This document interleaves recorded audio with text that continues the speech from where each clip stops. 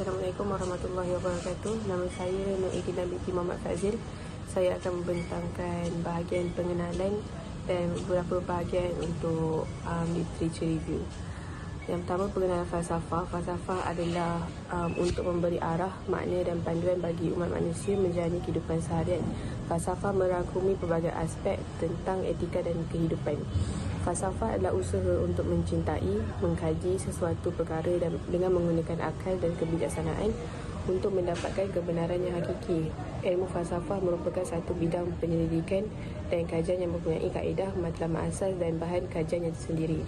Falsafah dan agama saling berkait rapat dan mempunyai matlamat untuk mencari kebenaran, tetapi falsafah mempunyai keterbatasan. Seterusnya, objektif kajian. Yang pertama adalah untuk mengkaji pengetahuan dan pemahaman dengan ilmu falsafah untuk berfikir dengan lebih kritis, dan yang kedua adalah untuk mengkaji makna hidup manusia dalam menjalani kehidupan yang kompleks. Seterusnya, kajian literature. Yang pertama ialah fungsi falsafah membantu manusia dalam hidupnya, memahami makna kehidupan dan falsafah dalam hidup. Falsafah mestilah difahami dan dimiliki oleh setiap manusia untuk membantu membentuk falsafah hidup sebagai titik temu yang bermakna antara falsafah dan kehidupan manusia. Yang kedua, peranan ilmu falsafah dalam kehidupan. Falsafah yang diertikan sebagai cinta kepada hikmah wujud secara apabila seseorang itu berusaha untuk memahami sesuatu dengan hakikatnya. Falsafah digunakan untuk suatu alat pencarian kepada kefahaman supaya seseorang itu akan hidup lebih baik. Saya Nur Edina akan menerangkan kepentingan disiplin dalam keseimbangan hidup manusia. Setiap orang perlu ada disiplin kepada diri sendiri. Disiplin diri merupakan hasil proses belajar bersosial dari keluarga dan masyarakat. Tanpa disiplin diri, manusia akan sentiasa lalai dan tidak fokus dalam kehidupan mereka sendiri. Disiplin waktu ini sangat penting dalam hidup kita kerana waktu yang diberikan oleh Allah harus dimanfaatkan dengan baik. Manusia yang mempunyai disiplin diri adalah orang yang rasa bertanggungjawab dan dapat mengatur diri sendiri untuk kebaikan semua. Peranan disiplin dalam diri sangat besar untuk mencapai kesejahteraan hidup. Melalui disiplin diri, orang tahu untuk menghargai dirinya dan juga orang lain dalam hidupnya. Orang mempraktikkan disiplin dalam hidup, mereka senang untuk mencapai kejayaan hidup. Hal ini demikian kerana setelah mendisiplinkan diri pada jangka masa yang lama, mereka akan terbiasa dengan cara hidup begini dan orang lain juga dipengaruhi untuk hidup dengan cara yang sama. Seterusnya, saya akan menerangkan nilai mencapai kehidupan sejahtera. Bagi mencapai kehidupan sejahtera, manusia mesti mempunyai sejumlah nilai-nilai yang diamalkan dalam hidup demi mencapai kesejahteraan hidup. Kehidupan sejahtera dapat membekalkan setiap individu dengan keperluan kemudahan yang cukup, ketenangan dan kedamaian. Salah satu nilai yang boleh diterapkan dalam hidup kita adalah nilai keagamaan. Nilai keagamaan ini sebenarnya perlu diterapkan dalam hidup kita sejak kecil lagi. Faktor penting bagi manusia adalah membentukkan kepribadian dan karakter utama dalam kehidupan adalah nilai keagamaan. Dengan nilai keagamaan ini, manusia dapat membezakan antara baik dan buruk, perkara yang benar dan salah, serta membiasakan diri untuk menjalankan ajaran agama yang sesuai dengan peningkatan umur dan perkembangan. Selain itu, nilai kekeluargaan yang diterapkan dalam hidup juga boleh mencapai kesejahteraan hidup manusia. Keluarga dan rumah tangga adalah sumber ketenangan dan kedamaian hidup.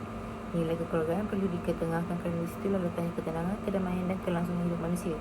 Seterusnya ialah nilai persaudaraan dan ikatan kumpulan. Kita mesti hidup kaya dengan kenalan kawan dan sahabat. Kita tidak rugi mempunyai kawan yang ramai. Janji kita berhati dengan jenis kawan yang kita buat dalam hidup kita. Ukhuwah Islamiah seharusnya menjadi kekuatan dalam hidup beragama sehingga menjadi suasana yang menyejukkan dan bukan menyebar kebencian terhadap satu sama lain. Saya akan menerangkan cara untuk mencapai kesejahteraan hidup. Salah satu cara untuk mendapat hidup sejahtera adalah dengan menuntut ilmu. Orang yang rajin menuntut ilmu adalah orang yang tahu cara untuk hidup sejahtera. Jadi umat Islam perlu mencari keseimbangan menuntut ilmu dan juga beriman kepada Allah SWT. Selain itu, manusia perlu berusaha dan bekerja keras. Setiap orang perlu bekerja untuk mencari rezeki. Namun begitu, kita sebagai umat Islam tidak boleh melupakan kewajipan kita sebagai hamba yang dituntut untuk selalu menjalankan ibadah kepada Allah SWT. Bukan itu sahaja, manusia harus mengelakkan sikap boros dan membazir dalam hidup.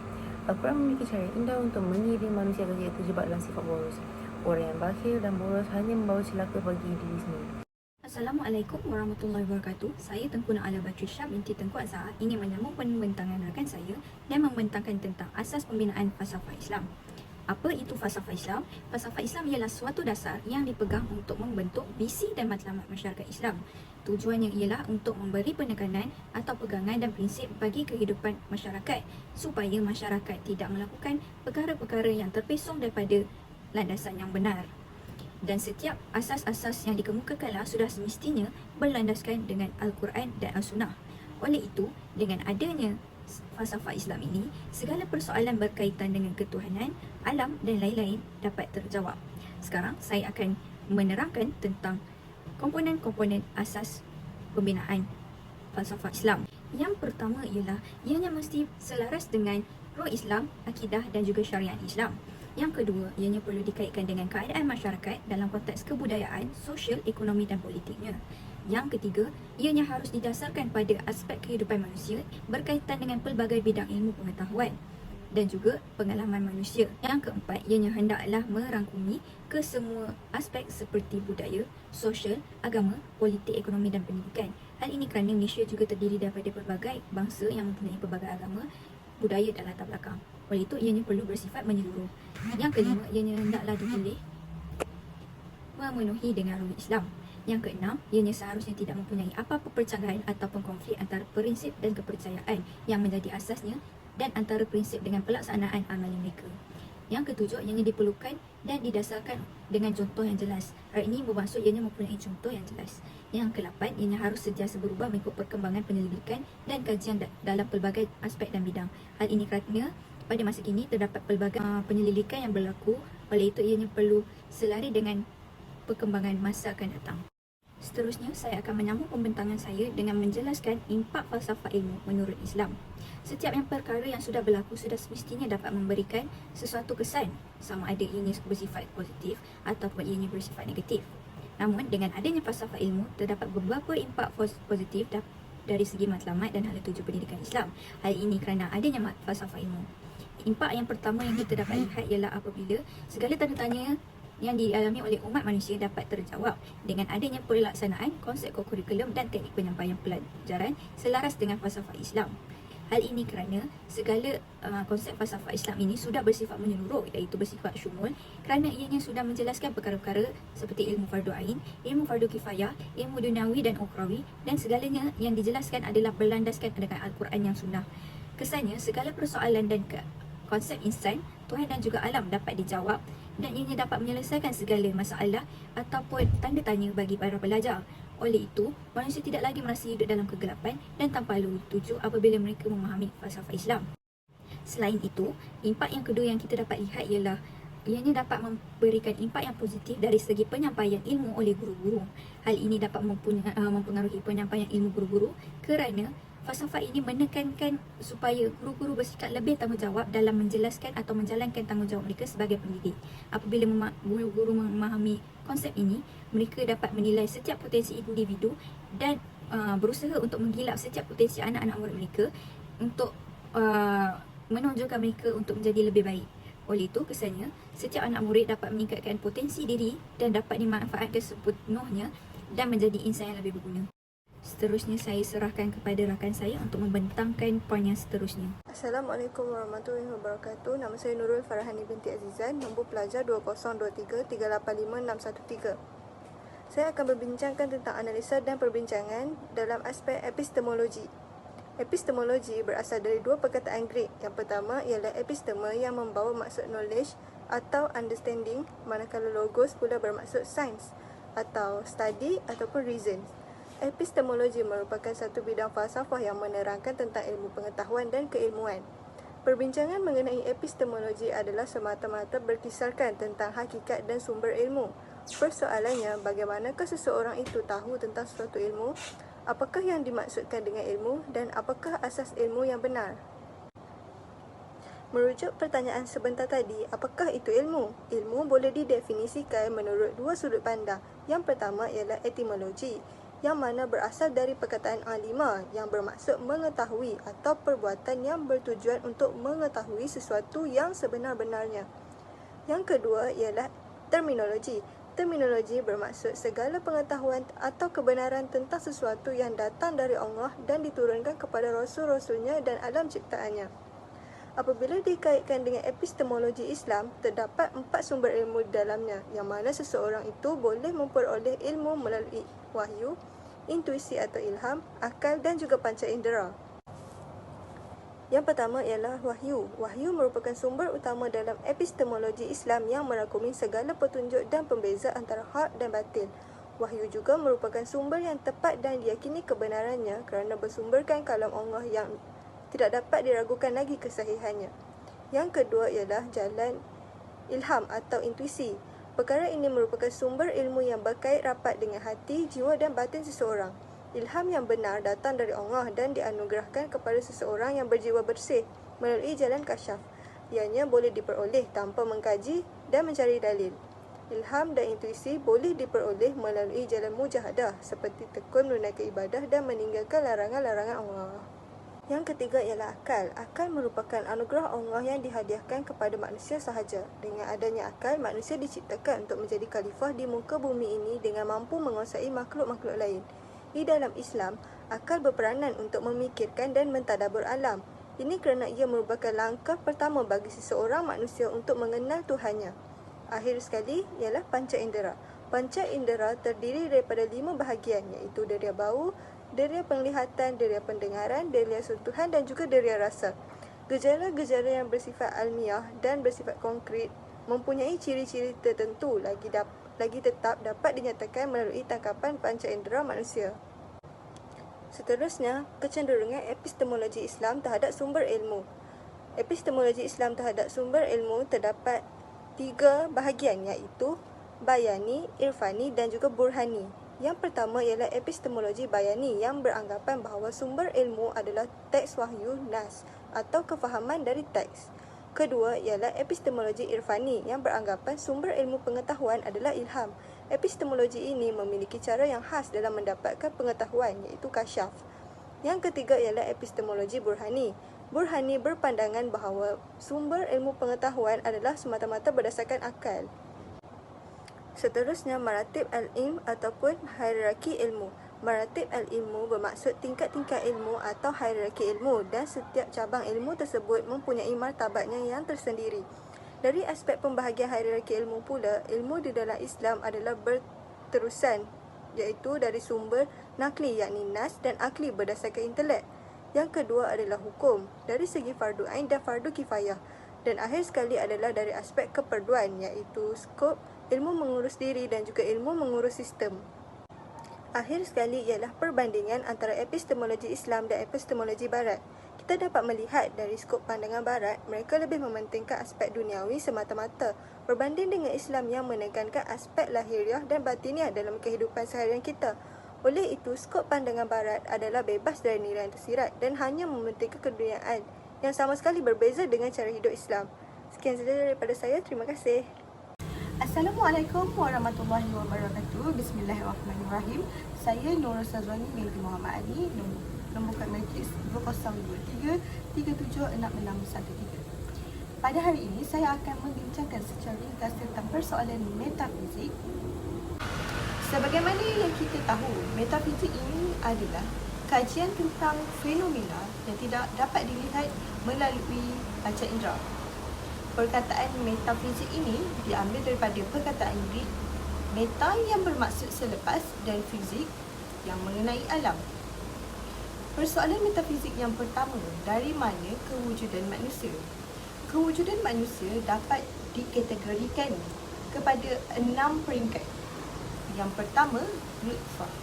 Nutfah ini adalah titisan air yang sangat kecil atau sejumlah air.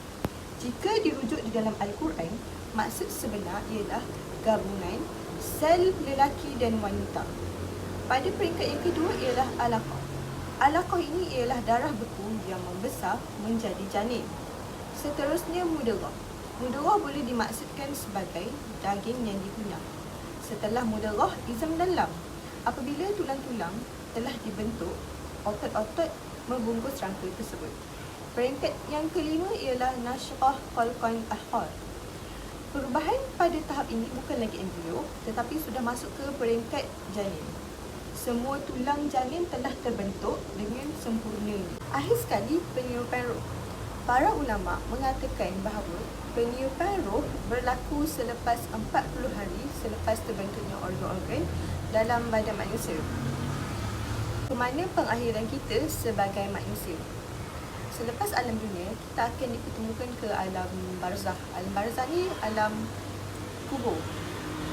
Selepas alam kubur, kita akan dibangkitkan ke alam akhirat. Di dalam alam akhirat banyak istilah. Yang pertama, mahsyar. Yang kedua, hajj.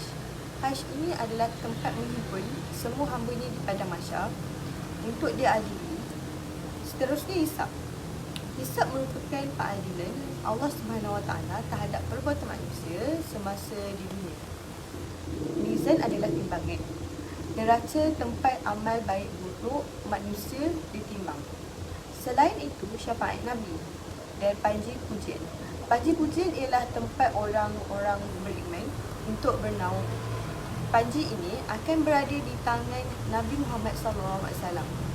Selepas panji pujian adalah Kausar. Kausar adalah tempat telaga minum air Rasulullah SAW. Selepas itu, Sirat. Sirat adalah jambatan yang akan dilalui manusia pada alam akhirat. Dan pengakhiran manusia yang sebenar adalah sama ada di syurga ataupun di neraka. Saya akan bercakap tentang etika kesejahteraan hidup. Kesejahteraan hidup merupakan istilah yang digunakan bagi merujuk keadaan hidup seorang individu, masyarakat dan negara sama ada sejahtera atau sebaliknya. Banyak faktor boleh mempengaruhi kesejahteraan hidup individu, masyarakat atau negara. Salah satu faktornya adalah kefahaman konsep nilai dan kesejahteraan hidup. Seorang penyelidik mengatakan bahawa kefahaman konsep nilai dan kesejahteraan hidup, khususnya golongan belia yang berada di institusi pengajian tinggi adalah amat penting. Berdasarkan kajiannya, hasil dapatan kajian menjelaskan bahawa nilai kuasa, pencapaian stimulasi harta tuju diri, kemurahan hati, tradisi dan keselamatan menunjukkan orang mempunyai hubungan yang signifikan dengan kesejahteraan hidup. Manakala orang mengamalkan niat hedonis dan sahaja dalam hidup mereka menunjukkan mereka tidak mempunyai hubungan dengan kesejahteraan hidup. Unsur keagamaan juga memain peranan dalam etika kesejahteraan hidup. Pengaruh unsur keagamaan seringkali dikaitkan sebagai salah satu faktor yang mempengaruhi kesejahteraan hidup individu, masyarakat dan agama. Faktor keagamaan adalah penting kerana ia memberi kesan kepada kesihatan mental, mengubah sikap individu ke arah kehidupan yang positif yang akhirnya akan mengubah ekonomi dan gaya hidup individu dalam jangka masa panjang. Menurut Amirul Sadiq, dalam Islam, kesejahteraan hidup diberikan oleh Allah SWT kepada siapa sahaja yang mahu melakukan amal kebaikan dan disertai dengan keimanan kepada Allah. Indikator pemenuhan keperluan sosial terbagi kedua. Pertama adalah kemudahan dan perkhidmatan yang diberikan seperti kebajikan keluarga, kemudahan kesihatan, keselamatan sosial, bantuan kewangan dan khidmat nasihat. Yang kedua adalah aspek keperluan sosial yang dipenuhi oleh setiap masyarakat, iaitu pendapatan, perbelanjaan hidup, perhubungan, status kehidupan, pendidikan anak-anak, aspek kesihatan dan peluang pekerjaan. Pengkajian menjalankan kajian mengenai kualiti hidup penduduk pinggir bandar menyatakan bahawa kualiti hidup pinggir bandar adalah berbeza dengan kualiti hidup masyarakat yang tinggal di bandar. Hasil kajian yang diperoleh menunjukkan bahawa perbakan memberi kesan yang besar kepada penduduk pinggir bandar yang tertekan dengan perubahan kawasan persekitaran yang drastik. Seterusnya, saya akan simpulkan keseluruhan pembentangan kami. Kesimpulannya, falsafah merupakan salah satu cara untuk mendapatkan kebenaran dengan mengenal pasti, mengkaji dan mentafsir sesuatu perkara menggunakan akal. Matlamat asal bagi ilmu falsafah ini adalah untuk mengungkap segala persoalan yang terbuku di dalam akal manusia agar manusia sedar akan matlamat mereka sebagai khalifah di muka bumi ini. Bidang falsafah ini meliputi pelbagai aspek yang terdiri daripada ilmu sains, ilmu agama dan ilmu alam yang luas dapat dikaitkan antara satu sama lain. Bukan itu sahaja, dengan memahami konsep falsafah, manusia juga dapat menyelesaikan isu-isu ketuhanan, alam dan juga sains. Namun begitu, ada sesetengah perkara tidak dapat dirungkaikan dengan hanya menggunakan ilmu falsafah. Hal ini kerana ianya bersifat umum dan komprehensif. Hal ini bermaksud ianya hanya mengkaji untuk mencari kesahihan sesuatu perkara, tetapi hakikatnya fakta yang didapati tidak semestinya sahih dan dapat memberikan jawapan yang yakin mutlak jika ianya dibandingkan dengan ilmu sains. Bagi ilmu agama pula, jika dapat disimpulkan matlamat ini adalah agama adalah untuk mendapatkan kebenaran, tetapi ianya mempunyai had yang membataskan kedua-duanya kerana ilmu Islam sahaja yang bersifat tetap dan tidak berubah. Akhir sekali, memahami aspek falsafah di dalam kehidupan juga dapat membentuk kehidupan yang sejahtera dan peribadi yang mulia, lebih-lebih lagi jika ianya didedarkan sejak kecil. Hal ini berlaku sejaras dengan tuntutan ahli falsafah Islam yang menekankan aspek nilai murni di dalam hidup seperti betul ansur, tidak membezakan mana-mana bangsa yang berlainan dan akhirnya kesannya perselisihan faham di antara masyarakat dapat dikurangkan. memandangkan masyarakat berfikiran lebih terbuka mengenai isu-isu sensitif seperti keagamaan dan perbezaan budaya. Oleh itu, sikap-sikap nilai murni ini perlu menjadi suri teladan bagi generasi kini agar kemakmuran di Malaysia dapat dikekalkan untuk masa yang akan datang. Sekian, terima kasih.